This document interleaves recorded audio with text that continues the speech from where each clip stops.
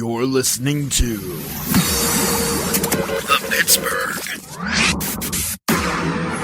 Piledriver. What the hell is that? Podcast.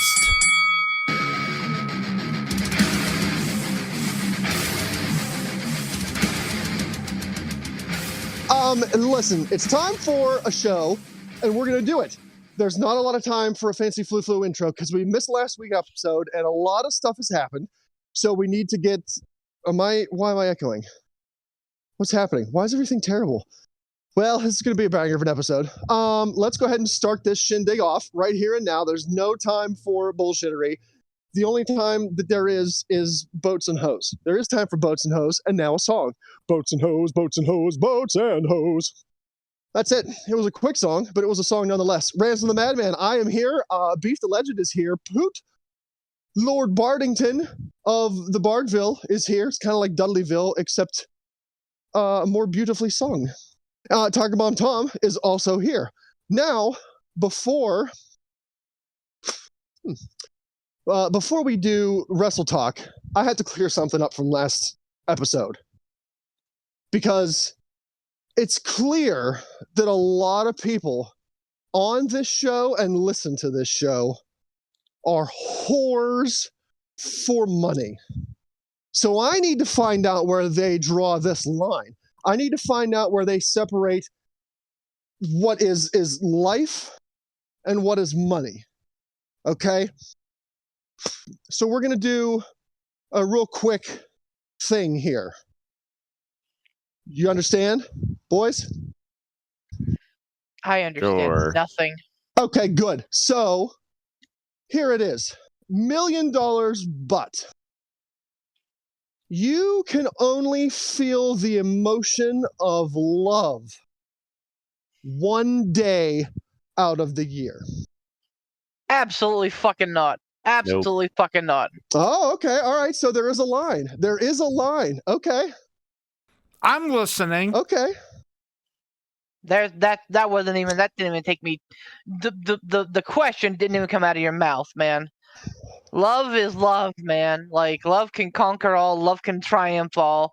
Like, whether I have fucking 10 in my bank account, 1,000 or 1,000,000, like, love will persevere, love will get us through. Okay. All right, so Beef and Tom, hard nose on that. Poot, how do you feel about that? I'm listening. What's the rest of your caveat? Thank you.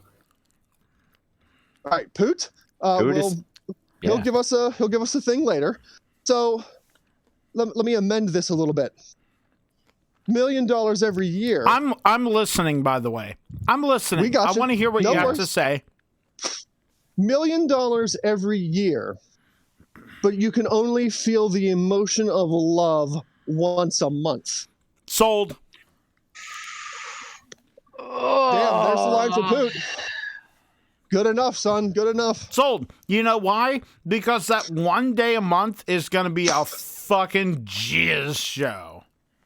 Okay, well, there's that. I think you've confused love and lust, my friend. Because compassion, understanding, any of those are not things, emotions. Very juicy. They are emotions. And by the way, yeah, I know I said I wasn't going to come on here if I was eating, but you know what? My dinner was late. Suck it easy, fuckheads. I'm not worried about it. But the thing is, the emotion of love is such a heavy thing. Saying you love someone is a big fucking deal.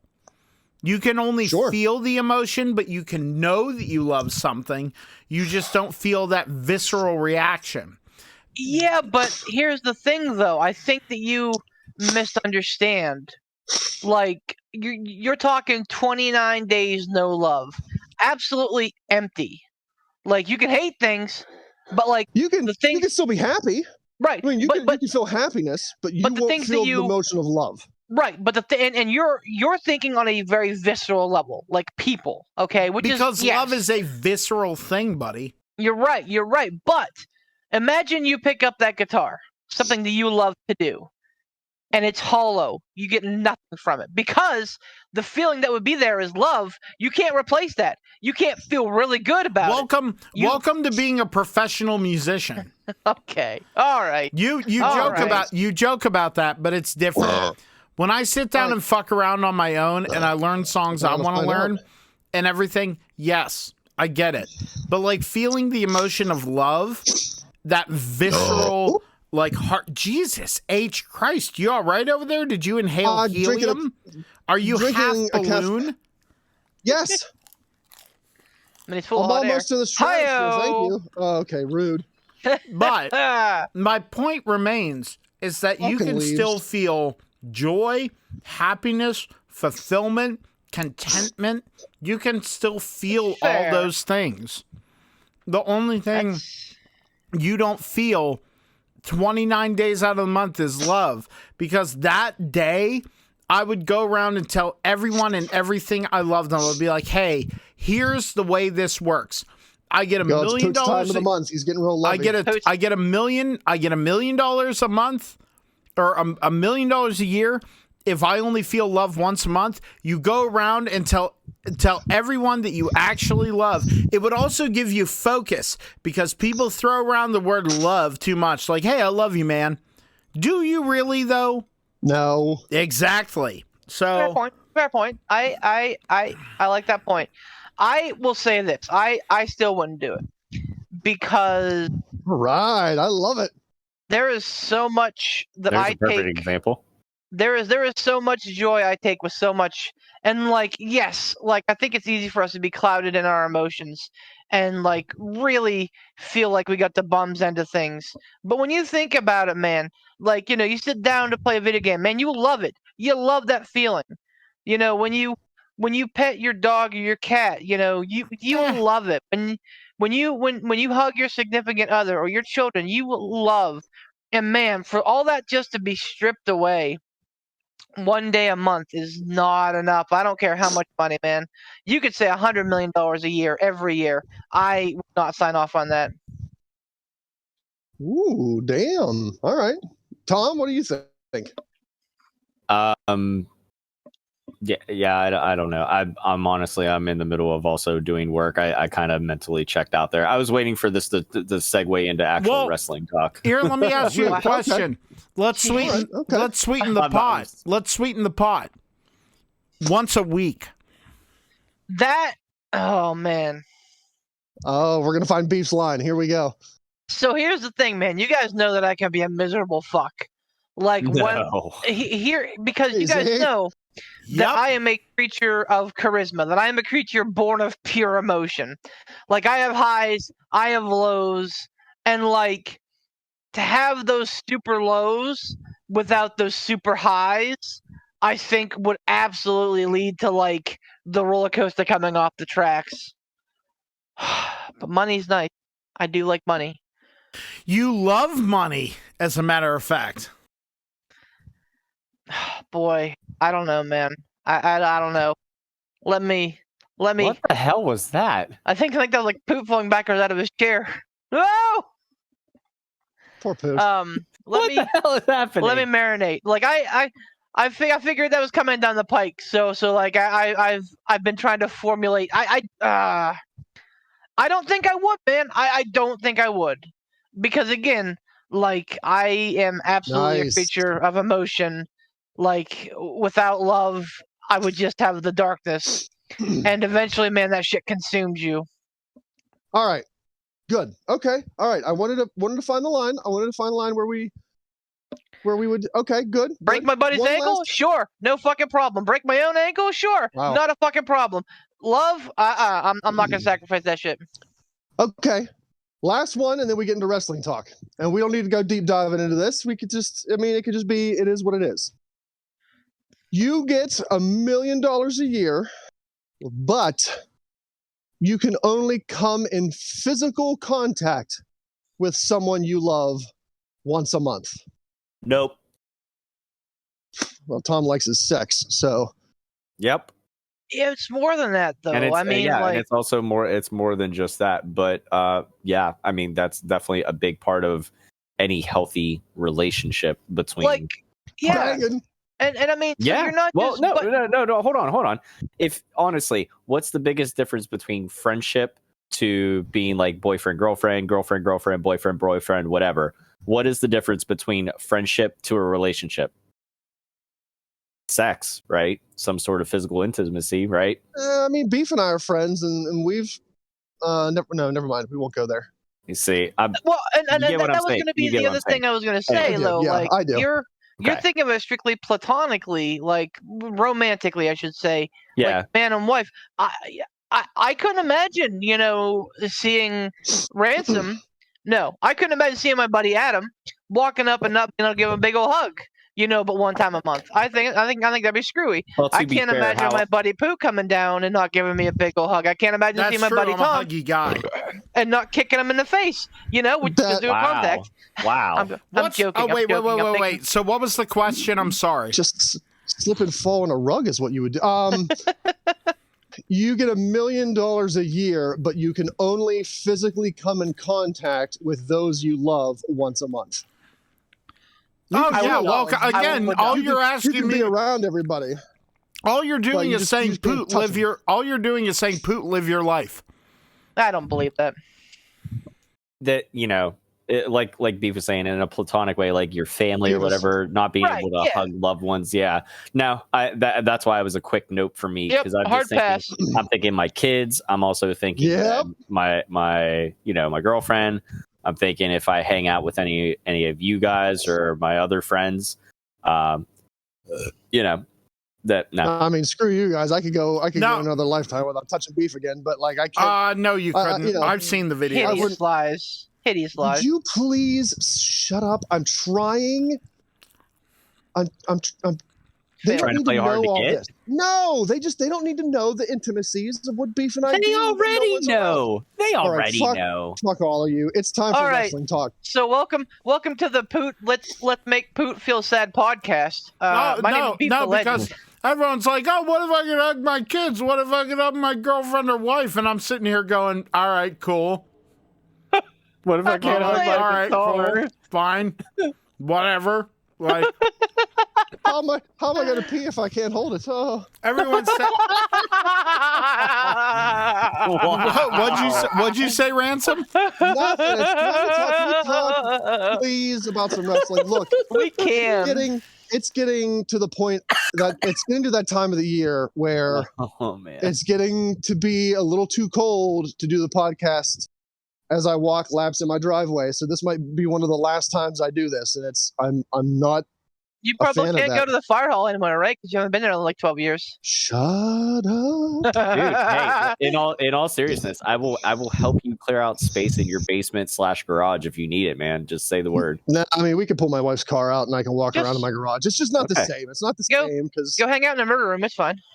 listen, hey, a lot, shit's been happening wrestling world wise. Yeah, There's it's a lot. a lot of speculating to do in the WWE Yes. world.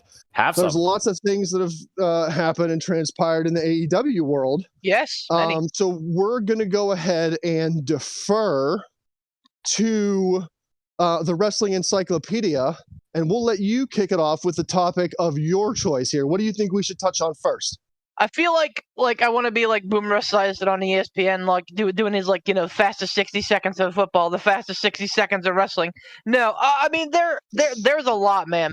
But honestly, the thing that is intriguing me the most right now is the White Rabbit. Right? Yes. And I know we're gonna get into speculation. I know we're gonna talk a whole big bunch about that and what ifs and everything else. I just want to say how clever, absolutely fucking astonishingly clever, this whole bit has been, because nothing has been said on TV.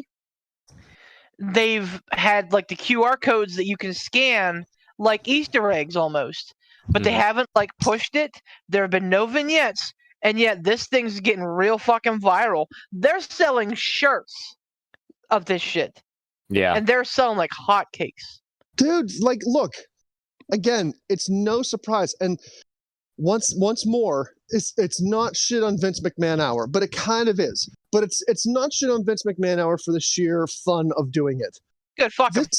This fuck him. This has more to do with this has more to do with Triple H and how well Triple H knows the business, and more importantly, how well Triple H knows his audience. Mm-hmm. That dude, really, though, like in the last 10 to 15 years and presently, I never really realized how smart Triple H is when it comes to the psychology world of wrestling. I mean, we always said that, like Triple H, he's the cerebral assassin. He's a great technician in the ring. He knows how to tell a great story in the ring, yada, yada, yada. And it's true, he did. But we're really seeing now just how creative Triple H is in the world of wrestling and how well he knows his audience. Like you said, Beef, nothing has been televised. Like there's been no promos. A lot of this shit's been happening at house shows. And look at the buzz that it's generated. Like, it's been happening during commercial breaks. Yep. Like, like during like Monday Night Raw. And this dude knows his audience. He knows what people are going to latch on to and get into. And it's not another fucking vignette of a shadowy silhouette saying this, that, and the other thing. Sports Coliseum, you're gonna find out who the White Rabbit is. No. The guy is a genius, man, and he is really able to suck people in. And he's doing a great job of it, too. I think even more importantly, besides knowing the audience, he knows his talent. He knows his wrestlers. He knows he's letting them cultivate, their own creative and stuff like that, too. I'm assuming. We don't know necessarily. I haven't heard anything said about them going to like less being scripted or anything, like less scripted promos and whatever for the show. We know Vince was like very, very, very like stuck to scripts. I feel like Triple H is willing to give some of the talent a little bit more wiggle room, if he trusts them. And obviously, like he's all the talent they came up from NXT. Obviously, he has a really good relationship with. So I think you can expect to see good creative things from the likes of like Finn Balor and people like that. Bray Wyatt is somebody who has been around. Then I don't want to cross quite into speculation, but obviously like that's big, that people are thinking that's him. If that is him, I'm excited to see what he could do under, Triple H's WWE. If he's not stifled creatively, it's because Bray is a fucking creative genius. So this will be the time. Like if it is Bray Wyatt, this will be the time that I get excited about it and don't immediately go, oh, just give it time. It'll derail. No, this will be the time where it's like, oh, okay, now they're gonna get it right. Oh. So you guys are familiar with the adage, enough rope to hang themselves with, right? Yes. That is an interesting expression that I think applies right now to the wrestling world more than ever.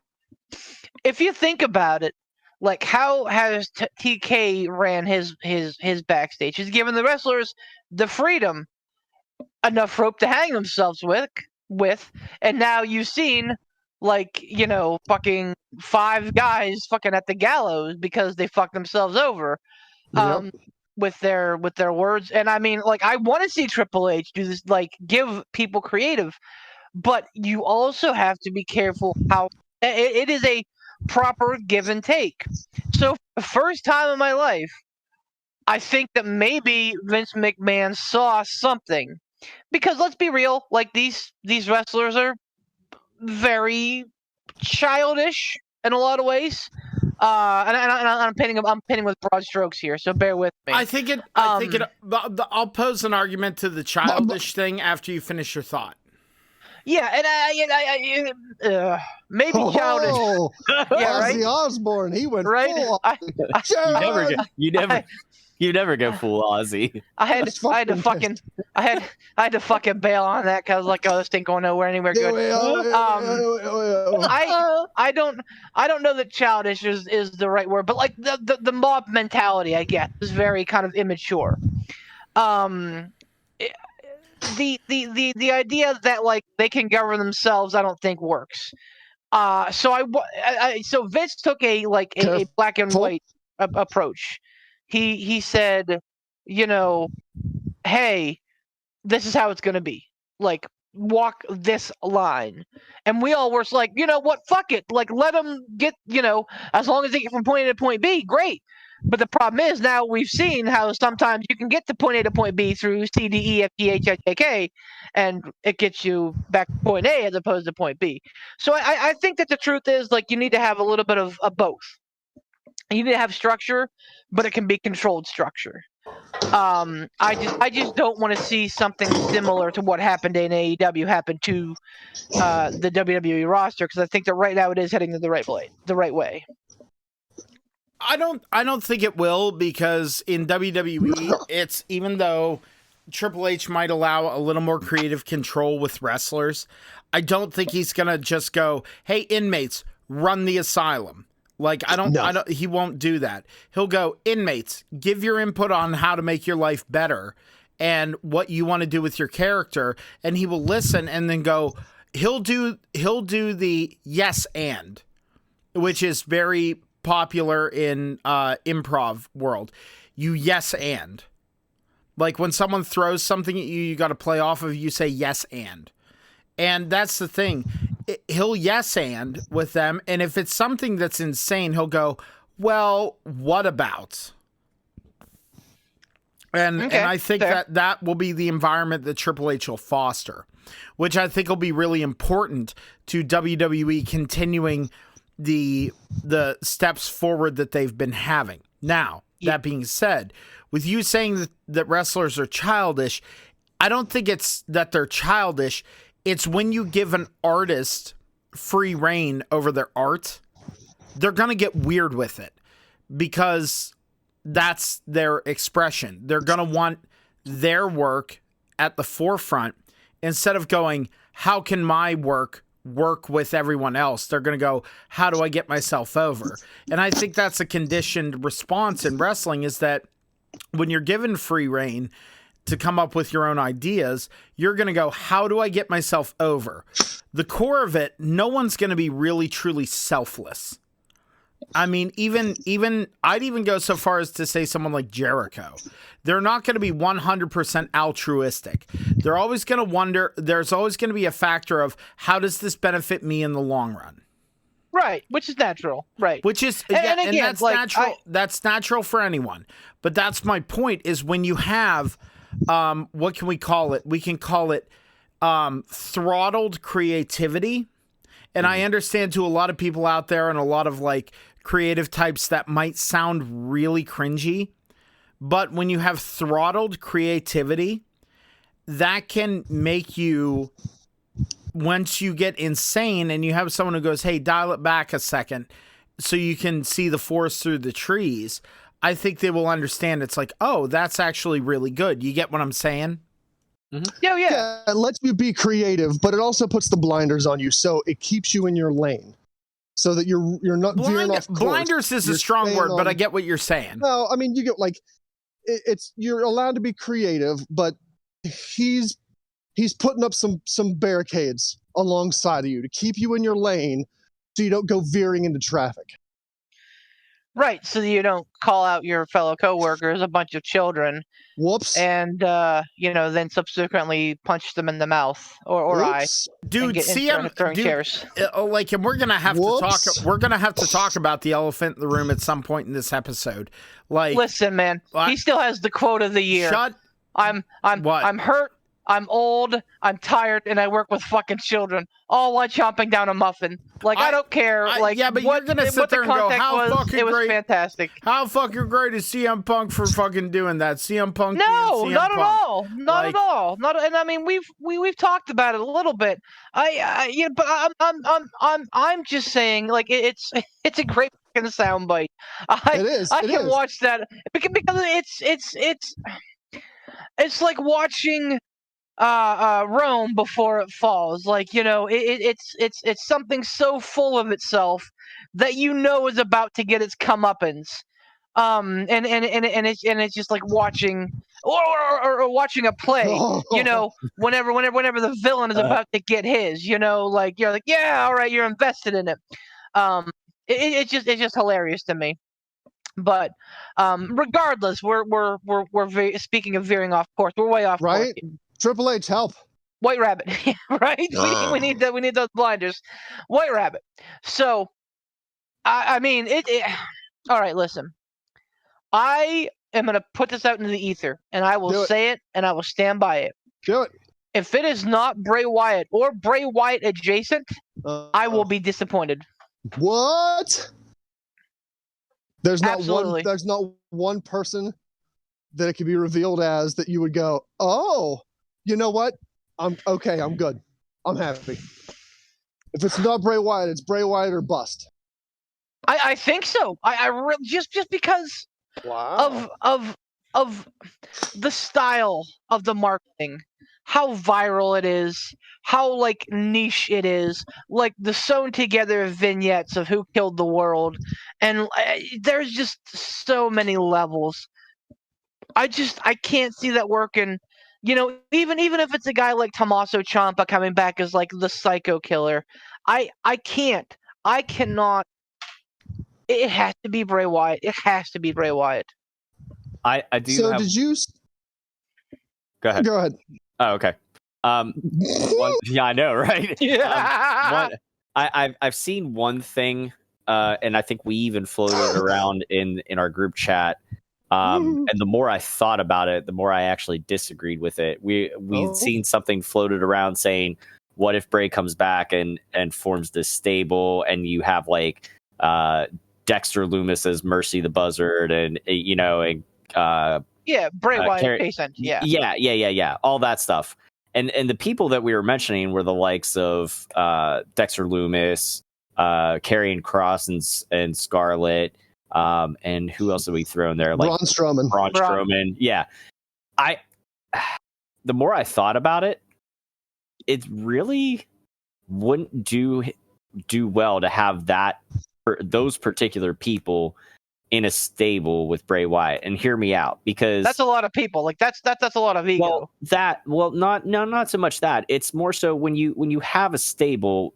In most cases, the stable is usually there, to elevate a future star somewhere in the making or whatever. Like you go back to Evolution. You had Triple H as an established veteran. You had Ric Flair as crusty old veteran, whatever. But that stable was there to shine light on Randy Orton and Batista and kind of push them and get them up to that next level. Yeah, like Judgment Day and Dominic Mysterio. Right, exactly. Yeah. Hold on. I feel like Evolution was more about Triple H putting over his own ego. Well, right, but that's not the point. Like I understand what Tom is saying. Like, thank you. Yeah, tables are to elevate somebody. Yeah. So all those people that I just mentioned, like they, with the exception of Dexter Lumis, only because of the fact that he just came up from NXT, like there's really. I don't feel like you really need to have like to push that hard. Like Karrion Kross is already in, kind of like a main event type program with Drew McIntyre. So he's already got like enough focus on him. Braun Strowman has been there before. Braun Strowman's back. He's got quote unquote, big fan. Who cares? Yeah, I mean, we personally, who cares about him? But he's got some cred. He's been there before, so people know who he is. But Dexter, I mean, like Dexter's the only one I could see. But then again, he's working a program with the Miz, and that's like Miz always has really good storyline driven stuff or whatever. Like it's always. For one reason or another, it's in the forefront. It's something that's really focused on. So I don't think Bray needs a stable coming back. If this White Rabbit is him, if he does come back with a stable, I would like to see some people that we never even heard of and have them come up out of that stable. But I think just how he is and how this White Rabbit seems so far, I feel like he'd be better served to go solo and just fucking run roughshod on whoever, whenever. Counterpoint. Go ahead. You're not wrong. When you talk about stables, Yeah. you're not wrong in the traditional thinking of the way stables operate. Right. That's the traditional way of how stables operate. And very few have not operated like that over the course of wrestling history. I'm sure there have been a few. I can't think of any off the top of my head, and that's not the point. But the point is, the point of this counterpoint is maybe this stable, imaginary stable, because nothing has happened as of yet, maybe it's not about elevating future talents. Maybe it's about just making their guys and gal look unstoppable and terrifying. When I think of both of those things, unstoppable and terrifying, you put all four of those dudes and toss Scarlett in there, yeah, man, you have the most terrifying and potentially most dominant stable that WWE could potentially ever see. It could take on Imperium. It could take on the Bloodline. It could take on Judgment Day. With a stable like that, it's not necessarily about elevating. It could be just strictly about dominating.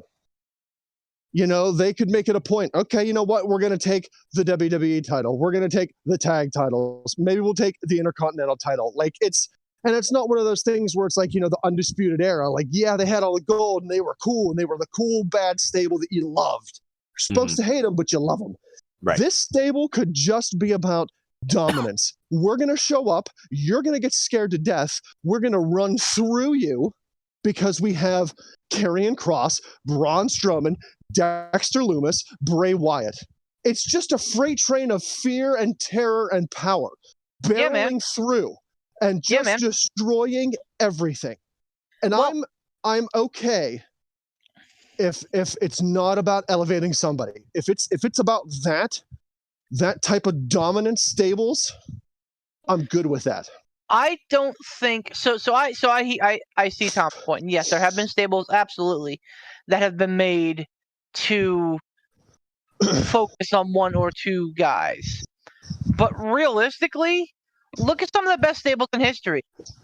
The Four Horsemen. One could argue that it was Flair-centric, sure, but it really worked to get all of those guys over. You know, DX. Again, like, yes, you could argue that Triple H was like the centerpiece. It got all five of those people over, really. The NWO. Like, yeah, sure, like Hogan was the champion and they had some, you know, talent in there for sure, but it was more about being a band of brothers. I think that stables can do both. I agree. They can. And I don't think they need to be mutually selective, but they can. They can choose to be mutually exclusive in that. So I think, like, even New Day. New Day's a good example. Like all of them were pretty much all over in their own regard, like to one degree or another. Like, it was just about. I think it was bringing the three of them together because they didn't really have anything for any of them individually. Like, you know, Big E was coming off of the heels of being basically like Ziggler's lackey. Xavier Woods wasn't doing anything like super spectacular. And Kofi, I don't even know what he was doing right before New Day stuff. So, it was just one of those, let's throw them together and see what happens sort of thing. I hear what you're saying, and I'm kind of on board with Rantham here because I think at the end of the day, I don't know, man. Like, oh yeah, no, I'm with Ransom on that. I will say this: if they do end up giving Wyatt a stable, I hope it's a slow burn. I don't want them to rush into it. I'll say that because I want them to give enough time, like so you can really further establish Karrion Kross's dominance even more, or Dexter Lumis even more. Like, have them feel like as legit as possible. I mean, even if they're not already, like I think the timing of this is no accident though, because with War Games at Survivor Series coming up a little over a month, well, I guess a little closer to 2 months. Like because what's out there to face the Bloodline right now? Like, yes, I absolutely think that the whole Sami Zayn thing could go sideways, and he could have like a collective around him to face the Bloodline. That absolutely could be something that happens. But honestly, like, that's why I think fans are kind of in an uproar, because they're like, this is a perfect time for this. This is a great time to kind of bring together a 4-person group to face the Bloodline. Yeah. Now, and really, like, also, like, look at the coincidences too. Like, first Karrion Kross comes back, then Dexter Lumis, then Braun Strowman. Now you have the final person that returns to the company, and these were all people that were cast aside. Now they're coming together. it's a fair point. I like that. Honestly, though, like, I think, and yes, like, I think that stable would be great, and I'd be all for it. And, like, if it happened, I wouldn't be over here stomping my feet being like, man, they fucking ruined it. Mhm. But honestly, I want the White Rabbit to be Bray Wyatt. Just Bray Wyatt. Yeah. Not the Fiend. I want Bray Wyatt or, like, a new persona. Yeah. Because I think that Bray warrants that attention. Yeah. And I think if done properly, could absolutely be their next Undertaker. I hate saying the word the next Undertaker, because that has so many preconceived notions with it. I don't think anybody should be the next anybody. Right. No, I'm with you on this. Like, I would love to see, like, how we have seen the Undertaker, you know, his character evolve, and like the whole fucking the supernatural aspect of it. Like, we saw steady evolutions of, like, from the half mask thing going on to, like, to when eventually he did, like, the Ministry of Darkness, to kind of going back to normal, to kind of go. Why we threw the biker thing in there, I don't know, whatever. Yeah, but the biker thing was good. The biker thing was good. You can say what you want, but it was an interesting change that kept the character alive. That's fine. Freshened them up. Yes. Regardless was needed. Regardless if anybody liked it or not. But what I'm getting at is, I would love to see that in Bray Wyatt as something like I'm with Beef. I don't want to see him come back necessarily as the Fiend, but I want that to be something available that he could tap into, like, in his bag of tricks. Yeah, deep in his persona, like a better refined version of all the faces of Foley, you know, or something like how the Undertaker was able to tap back into variations of his own character, like. Or Finn Balor as the fucking demon, I think is a great example that's fucking ruined now. Well, yeah. I mean, that's long and gone and fucking forever. Although, I think that is definitely still there, but that's neither. But yes, I agree. Yeah, that's something I would like to see him do. If it gets to a certain point, you know, he could go back to the Swamp Wizard Bray for a little while, or if he needs to, he could tap into the Fiend persona or something. And I feel like Bray is talented enough and creative enough to be able to make that ebb and flow fairly seamlessly. And I'm here for it if that's something that they're able to do. I agree. I think the time of Funhouse Bray is over. I think he absolutely needs to be like the Swamp Wizard, like, as a base, and like have all this other stuff as in his bag of tricks. Have the Fiend, have the White Rabbit, whatever it may be, like, have those kind of things be like the darkness that he can unravel into, you know. But I mean, so I know that there was some sentiment that it may be Malachi Black because of all the because of his entrance theme coming up in, like, the HTML code. He's got a no compete though. Yeah, and I didn't realize how long. I don't know how long his non compete was. I know that's something I mentioned to you. He put out a statement today about it being a break and that fans will see him back in AEW. Oh, so he kind of put that to bed. Okay. I just like, yeah. I mean, I'm shocked that Ransom was shocked because like I don't understand how anybody else like. I mean, I just don't see it. Unless one of you guys can absolutely give me something that would actually blow my pants off, there's no one else. Like there are a lot of people that be like, "Oh, that's cool," but like this is something that's unique and driven and is absolutely ready to pop. And if it's not Bray Wyatt, I think it's a huge miss. Well, here's the thing of it: if no competes aside and everything like that, if it wasn't going to be Bray, Malachi Black or Aleister Black, whatever he would go by, that would be somebody who I could see pulling this sort of thing off, because there's a part of me, I mean, obviously, like, I really want it to be Bray. I think all of us do. I think I speak for most of the collective wrestling community whenever I say that. But honestly, if it's somebody completely out of left field that we've never seen before, I know fans are probably just going to shit all over it. And I really hope that if it's not Bray, I really hope people will give it a chance, because if they're able to create this much buzz already with us not knowing definitively who it is and not having a real hard clue, or not having a vignette, pointing to like, oh, it's, X, Y, or Z, I'm interested to see like where the creative could go more from after once the White Rabbit's revealed. But okay, yeah. Now, listen, hear me out, and Beef, try to hear me out. Mm-hmm. This is a new era under Triple H. What if the White Rabbit is the first bridge? What if the White Rabbit is the first bridge between the two big ones?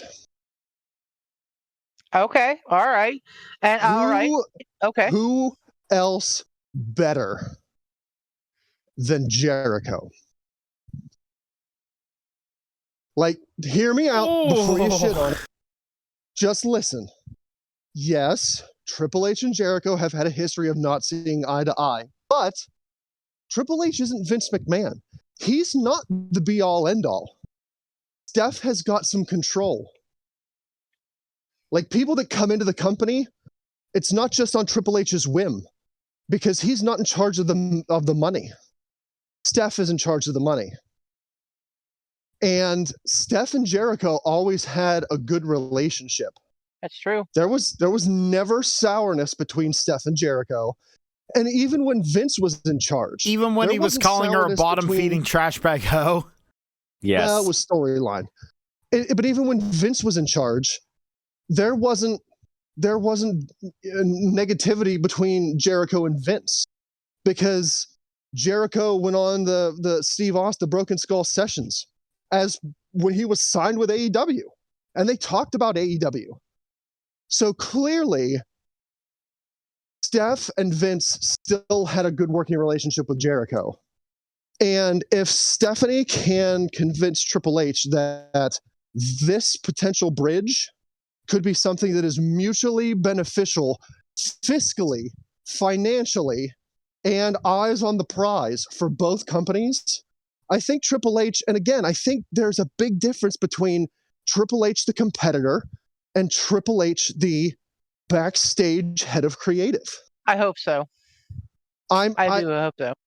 That would be, and even if like Jericho's not going to be there for everything because he's signed with AEW, but still, if this was a bridge and they did this whole big deal for like the first big bridge between both companies, and honestly, I can't think of a bigger deal and a better bridging of WWE and AEW ushering in an era of cooperation than Jericho, because he's been at the top of the mountain at both companies.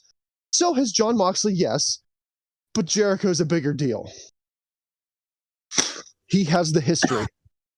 And just like with the QR code and everything, harkening back to the whole like breaking the code of Jericho when he came back that time. Save us Y2J thing. Yeah. Yeah.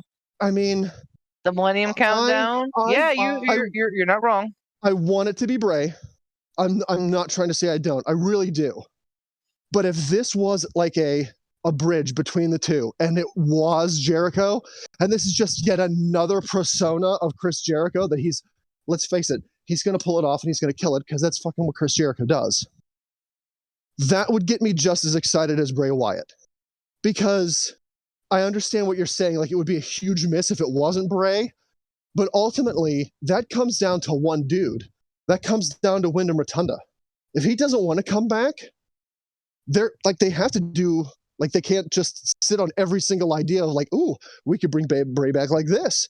They can't just sit on that and push it to the side, waiting for him to decide, is he going to come back? Does he want to come back? If he doesn't want to come back, that's not on Triple H burning this vignette or this idea on somebody else.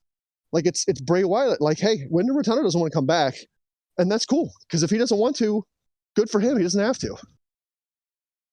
But yeah, I'm thinking. I'm trying to think outside the box because I don't want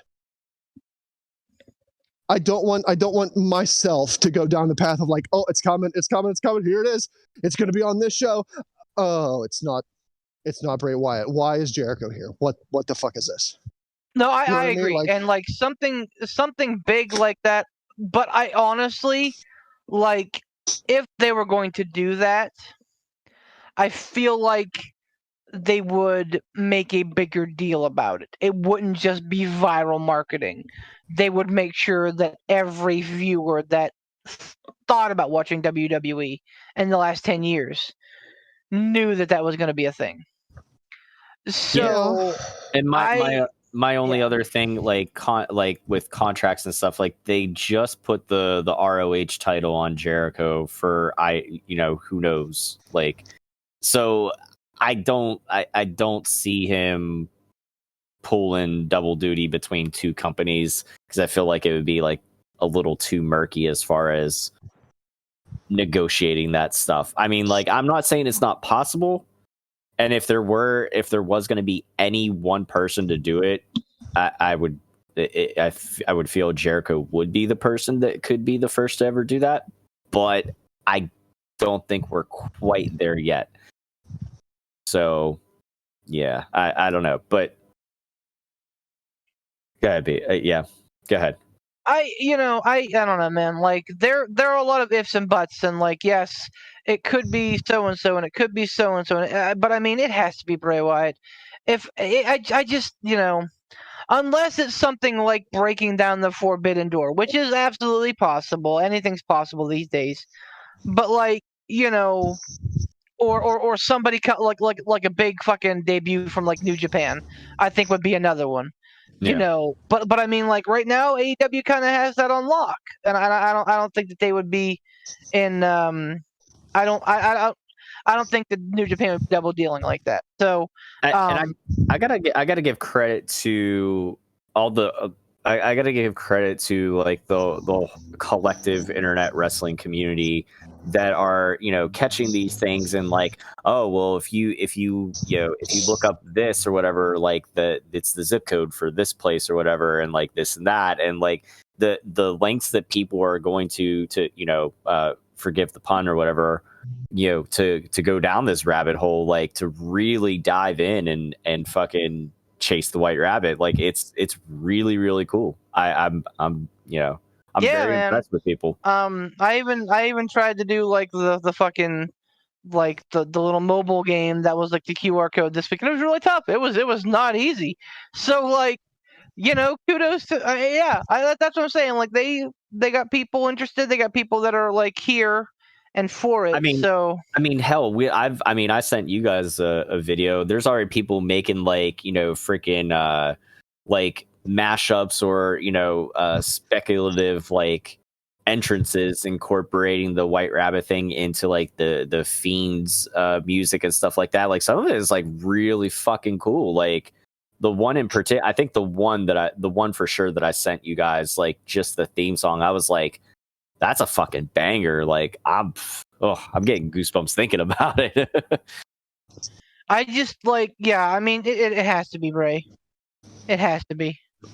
But what I'm interested in Poot's opinion. If it's not Bray, like how do you think you're gonna feel? What would be acceptable to you? I guess. Yeah. I think what would be acceptable to me is something with Karrion Kross. I think something with Goldberg.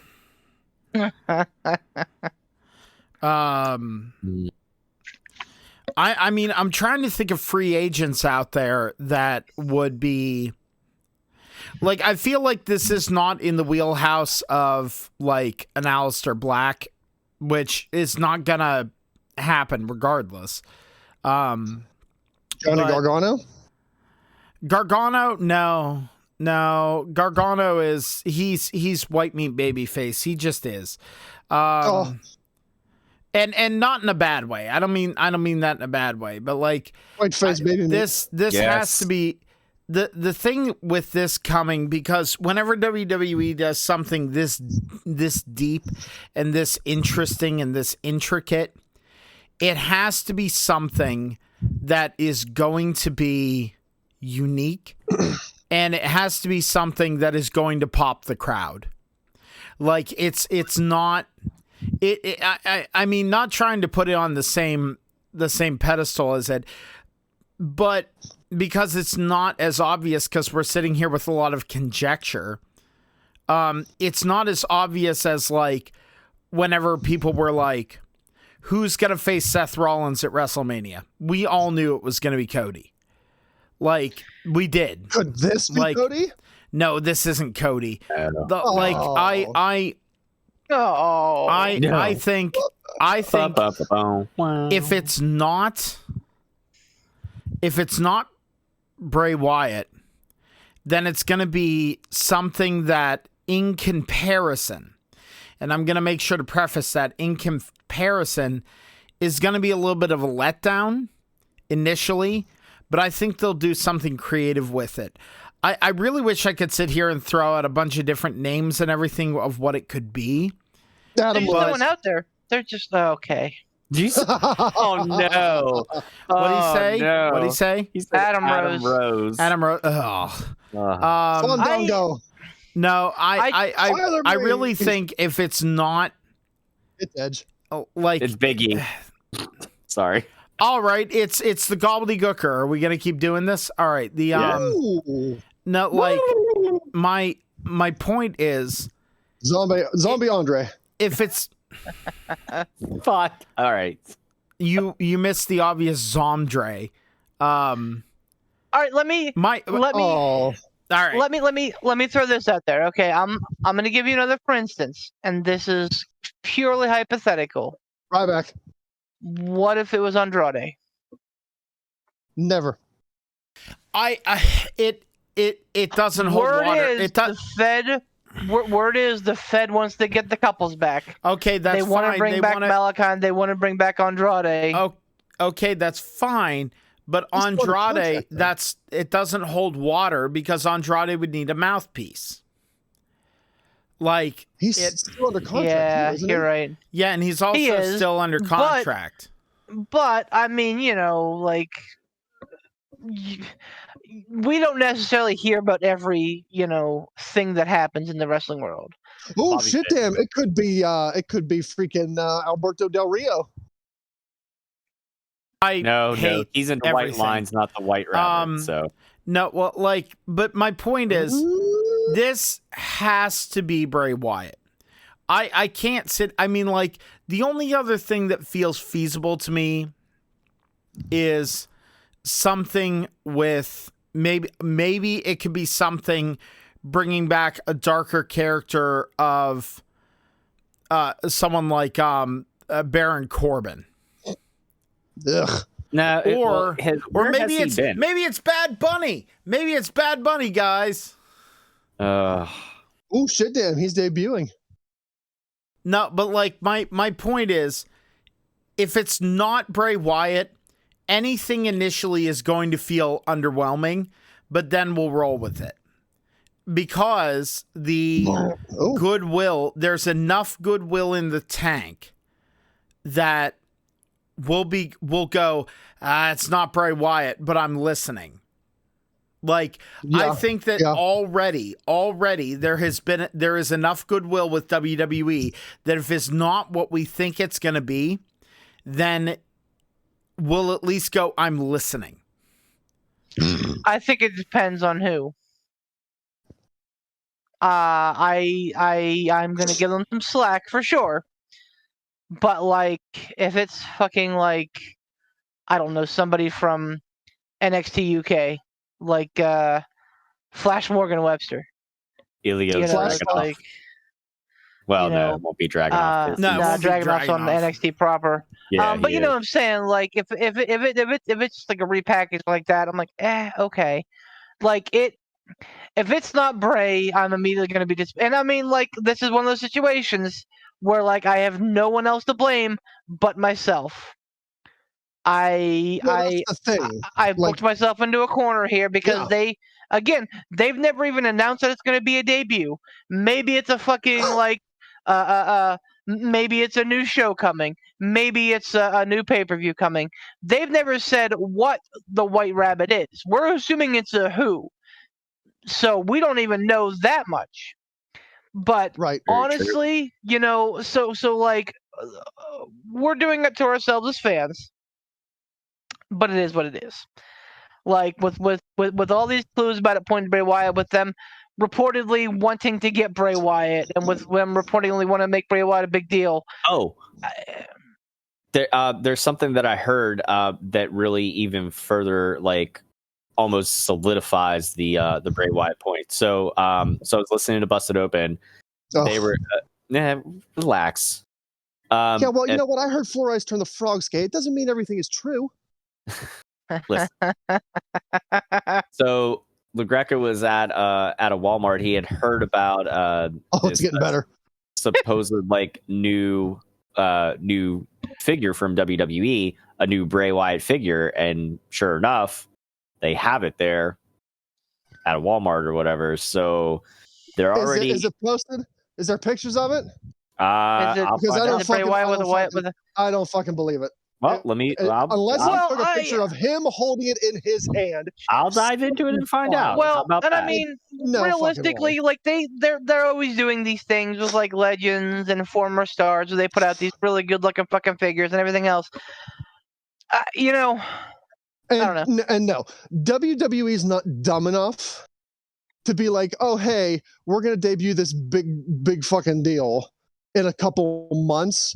So let's make these figures and ship them to the store already for these dumbass fucking, you know, night shift stock boys that have the IQ of, you know, fucking plate of fish to potentially throw out on the shelf early. They're not going to fucking blow that spot. Ladies and gentlemen, that is at Triforce Vincent for all of your griping Yeah, on Twitter. fucking come get me. If you work at Walmart and you're offended that I'm questioning your intelligence as a night stock boy, not scared. Not fucking worried about it. Wow. Because I don't give a shit. No. But I don't think that's like...